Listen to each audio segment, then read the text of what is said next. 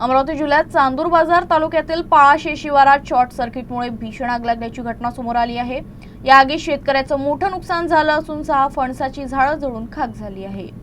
चांदूर बाजार तालुक्यातील पाळा परिसरातील शेतात अचानक आग लागल्यानं एकच खळबळ उडाली। प्राथमिक माहितीनुसार महावितरणच्या विद्युत तारा एकमेकांना स्पर्श झाल्यानं शॉर्ट सर्किट होऊन ही आग लागली। या आगीत शेतकरी रामदास गाडगे यांच्या शेतातील 6 फणसाची झाडं पूर्णतः जळून राख झाली।